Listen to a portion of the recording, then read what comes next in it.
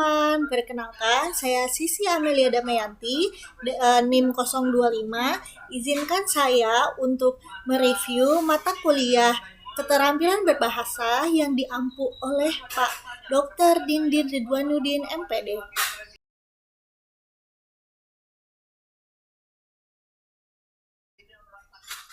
Oke, pada video pembelajaran kali ini saya akan membahas sedikit tentang keterampilan berbahasa. Sebelumnya, teman-teman, apakah kalian tahu apa itu keterampilan berbahasa?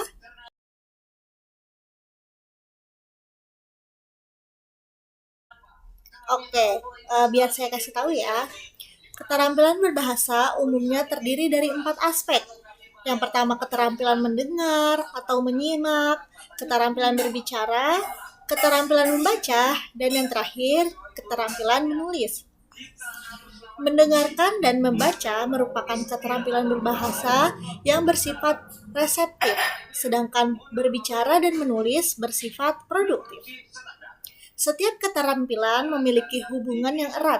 Dalam memperoleh keterampilan berbahasa, biasanya melalui suatu hubungan urutan yang terakhir, yaitu bermula dari belajar menyimak bahasa, kemudian berbicara, dilanjutkan dengan membaca dan menulis. Nah, sebelumnya apa sih manfaat dari kita mempelajari keterampilan berbahasa tersebut? Oke, menurut Yeti Mulyati, seorang yang memiliki keterampilan berbahasa memiliki manfaat sebagai berikut. Yang pertama adalah dapat menyampaikan atau mampu mengungkapkan pikirannya dengan baik dan jelas. Yang kedua, dapat mengekspresikan perasaan kita sendiri. Dan yang ketiga, mampu menyatakan kehendak. Yang keempat, bisa melaporkan fakta-fakta yang diamati dengan baik dan jelas serta mudah dipahami. Dan yang kelima adalah memperoleh pengetahuan yang sangat luas dari berbagai sumber. Kemudian, keterampilan membaca. Keterampilan berbaca mikro yang terkait dengan proses membaca yakni mengenal sistem tulisan yang digunakan, mengenal kosakata, menentukan kata-kata kunci yang mengidentifikasi topik dan gagasan utama, menentukan makna-makna kata termasuk kosakata dari konteks tertulis, dan mengenal kelas kata gramatika seperti kata benda, kata sifat, dan lain-lain. Dan selanjutnya adalah mengenal bentuk-bentuk dasar sintaksis, dan yang terakhir adalah merekonstruksi dan menyimpulkan situasi, tujuan-tujuan, dan partisipan. Oke teman-teman, selanjutnya kita akan membahas satu-satu keterampilan berbahasa yang harus dikuasai oleh kita untuk berkomunikasi. Yang pertama itu adalah pengertian menyimak atau keterampilan menyimak.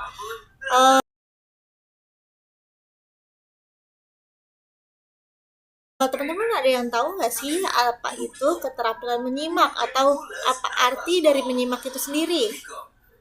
Nah, jadi teman-teman, menyimak adalah kegiatan memahami pesan atau dapat dipandang dari berbagai segi, suatu proses yang merupakan suatu respon sebagai suatu pengalaman kreatif. Menyimak merupakan sebagai sarana atau digunakan seseorang untuk memahami makna yang diberikan atau yang didapat informasi dari orang lain. Nah, dalam penelitian Susanne M. James yang berjudul Supportive Listening mengatakan bahwa menyimak adalah konstruksi multidimensi yang terdiri dari 3 proses. Yang pertama adalah proses kognitif, yang kedua afektif, dan yang ketiga adalah perilaku seperti menanggapi.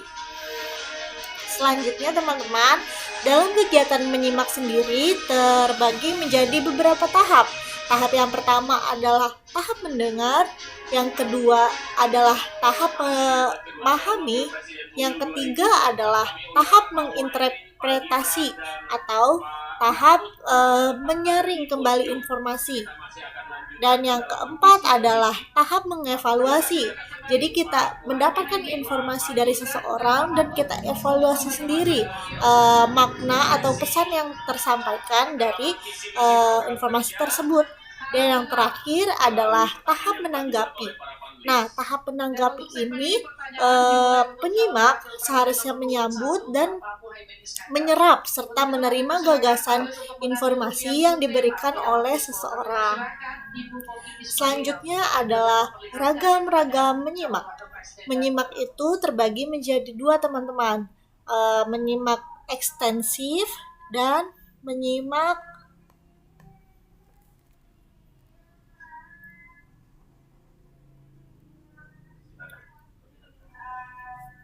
Oke, selanjutnya adalah tujuan menyimak. Tujuan menyimak ini sangat penting untuk diketahui karena bisa saja sebelum kita ke tahap menyimak, kita juga perlu tujuannya untuk apa sih kegiatan menyimak ini. Yang pertama adalah mendapatkan fakta. Jadi dalam kegiatan menyimak suatu bacaan atau suatu informasi itu, biasanya kita akan mendapatkan banyak sekali fakta baru ataupun fakta yang baru kita ketahui. Dan itu menjadi sumber informasi atau penambah wawasan untuk diri kita sendiri. Nah, tujuan yang kedua dari menyimak ini adalah menganalisis fakta. Setelah kita mendapatkan fakta tersebut, harusnya kita analisis terlebih dahulu pesan apa yang dapat disampaikan dan manfaat apa dari informasi yang kita dapatkan tersebut. Selanjutnya adalah mendapatkan inspirasi. Dari kegiatan menyimak tersendiri, seharusnya kita mendapatkan banyak inspirasi baru atau wawasan baru tentang informasi yang kita dapatkan. Dan yang kelima, tujuan dari menyimak itu mendapatkan hiburan. Jadi, dalam kegiatan menyimak sendiri, bukan hanya tentang yang suatu yang formal saja, tapi bisa seperti hiburan, musik, podcast, itu pun membutuhkan keahlian dalam menyimak. Dan yang terakhir adalah menyimak untuk memperbaiki kemampuan bicara. Jadi tujuan penting dari menyimak ini adalah memperbaiki kemampuan berbicara kita. Jadi dengan menyimak sendiri, kita menjadi paham sesuatu yang tadinya belum kita ketahui. Nah, selanjutnya adalah kesimpulannya, menyimak merupakan salah satu keterampilan bahasa yang penting dikuasai oleh siswa maupun guru itu sendiri. Namun pada kenyataannya banyak juga orang-orang yang belum mahir dalam menyimak atau menyimaknya itu masih setengah-setengah, sedangkan kita itu harus menyimak keseluruhan dalam suatu informasi.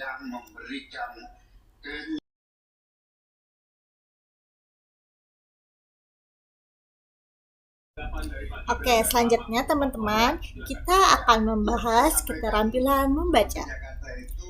Menurut Kamus Besar Bahasa Indonesia, keterampilan membaca ini memiliki 5 makna. Dimaksud diantaranya adalah melihat serta memahami isi dari apa yang tertulis. Yang kedua adalah mengeja atau melafalkan apa yang tertulis. Ketiga adalah mengucapkan. Keempat adalah mengetahui. Dan yang terakhir adalah meramalkan. Membaca merupakan suatu kegiatan atau proses kognitif yang berupaya untuk memahami berbagai informasi yang terdapat dalam tulisan. Membaca bukan hanya sekadar melihat kumpulan huruf yang telah membentai kata, kelompok kata maupun kalimat atau paragraf wawancara saja, tetapi membaca juga merupakan kegiatan memahami dan menginterpretasikan lambang atau tanda tulisan yang bermakna sehingga pesan yang disampaikan penulis itu dapat diterima oleh pembaca. Menurut Tarigan tahun 1985, membaca adalah suatu proses yang dilakukan serta dipergunakan oleh pembaca untuk memperoleh pesan yang hendak disampaikan oleh penulis melalui kata-kata, bahan tulis, atau memetik serta memahami arti yang terkandung di dalam bahan yang tertulis. Selanjutnya itu, apa sih tujuan membaca itu? Oke, kita bahas satu-satu ya teman-teman.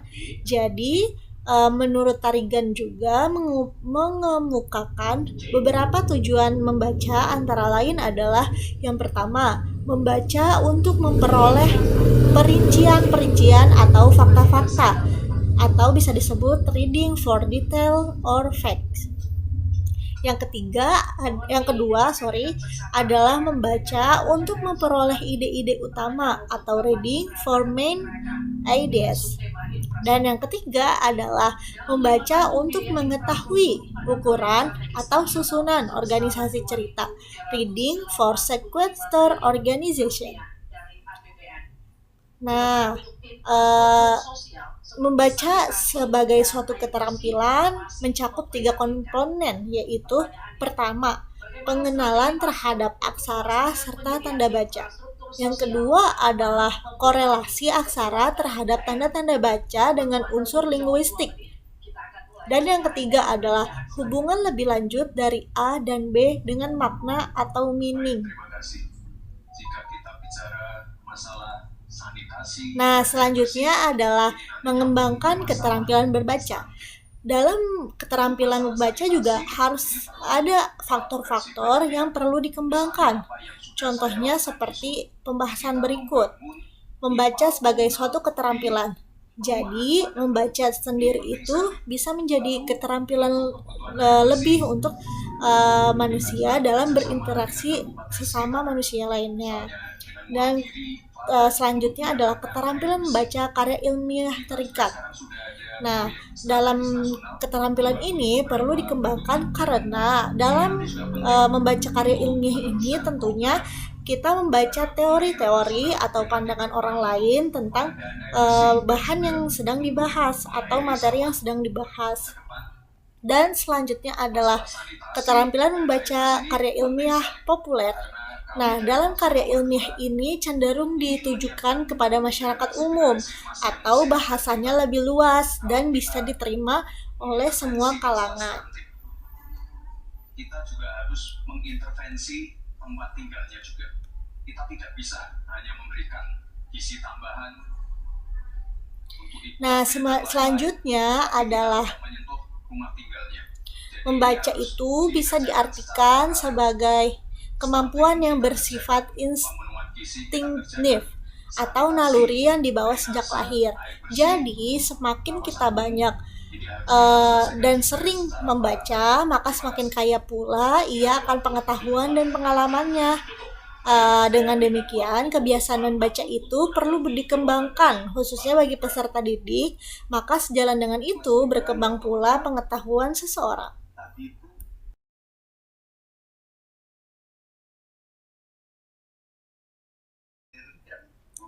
Selanjutnya, keterampilan berbahasa berikutnya yang akan saya bahas adalah keterampilan menulis. Oke, pada materi kali ini lebih paling penting dalam suatu keterampilan karena menulis ini bagian atau dari kelompok yang produktif dalam keterampilan berbahasa. Sebelumnya kita bahas dulu apa sih yang dimaksud dengan menulis. Oke, menurut Muhammad Yunus, menulis dapat didefinisikan sebagai suatu kegiatan penyampaian pesan atau komunikasi dengan menggunakan bahasa tulis sebagai alat atau medianya. Tujuannya merupakan untuk menyampaikan informasi dari penulis kepada pembaca. Selanjutnya adalah keterampilan menulis dalam pembelajaran adalah suatu hal yang penting karena hal ini seperti yang diungkap Tarigan 2008 bahwa keterampilan menulis berfungsi sebagai alat komunikasi yang secara tidak langsung tidak secara tatap muka dengan orang lain. Jadi, kegiatan menulis ini harus terampil memanfaatkan grafologi, struktur bahasa, dan kosakata untuk memahami tipe pembaca, dan pembaca itu lebih mudah untuk memahami apa yang pesan ditulis oleh penulis. Selanjutnya adalah tujuan menulis. Nah, sebelumnya kan kita sudah tahu apa itu menulis. Selanjutnya adalah tujuannya dari menulis itu adalah berhubungan dengan gagasan atau informasi yang ingin dikomunikasikan melalui tulisan. Jadi, ini juga berkaitan erat dengan respon atau tanggapan yang diharapkan dari pembaca setelah membaca tulisan tersebut. Tujuan menulis ditentukan pada saat pra-menulis, itu berarti tujuan sudah ada di dalam diri penulis sebelum ia menulis kegiatan penulisan tersebut. Nah, tujuan umumnya dari kegiatan menulis ini itu yang pertama untuk menginformasikan, yang kedua untuk meyakinkan seseorang, yang ketiga adalah mengekspresikan diri, yang keempat menghasilkan sesuatu, yang kelima menghibur, dan yang keenam adalah memecahkan suatu masalah. Sedangkan menurut Syafi'i menyatakan tujuan menulis itu ada: yang pertama, mengubah keyakinan pembaca. Yang kedua, menanamkan suatu pemahaman kepada pembaca. Yang ketiga, merangsang proses berpikir pembaca. Yang keempat, menyenangkan dan menghibur para pembaca.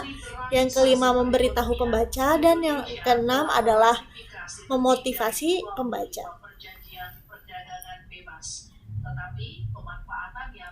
Nah, selanjutnya itu ada ragam-ragam tulisan. Nah, menurut Rusiana mengkelompokkan tulisan berdasarkan fungsinya, yaitu lukisan, bahasan, kisahan, dan cakapan. Selanjutnya, tulisan itu bisa menjadi 4 jenis, yaitu ekspositif, naratif, dan argumentatif, serta deskriptif. Nah, dalam tulisan tersebut bisa terbagi menjadi beberapa jenis tulisan. Yang pertama itu ada karangan narasi. Nah, kalau narasi ini adalah jenis karangan yang berusaha menceritakan suatu peristiwa, baik bersifat nyata ataupun rekaan. Dan ada juga karangan deskripsi. Sedangkan karangan deskripsi adalah gambaran verbal manusia, objek, penampilan, atau pemandangan dibuat mampu seolah dapat merasakannya. Jadi kita menceritakan suatu kejadian atau suatu fenomena yang kita bisa masuk dan merasakan ke dalam bacaan tersebut. Selanjutnya juga ada karangan eksposisi. Kalau karangan eksposisi adalah tujuan utamanya memberitahu atau mengupas dan menguraikan sesuatu topik yang ingin disampaikan kepada pembaca. Sedangkan yang terakhir adalah karangan argumentasi. Nah, karangan argumentasi ini merupakan karangan yang lebih sulit daripada karangan lain karena diungkapkan untuk meyakinkan orang lain agar terpengaruh dengan kepercayaan yang kita miliki. Saja teman-teman, review keterampilan berbahasa ini dari saya, kurang lebihnya mohon maaf. Billahi taufiq wal hidayah. Wassalamualaikum warahmatullahi wabarakatuh. See you in another video. Bye.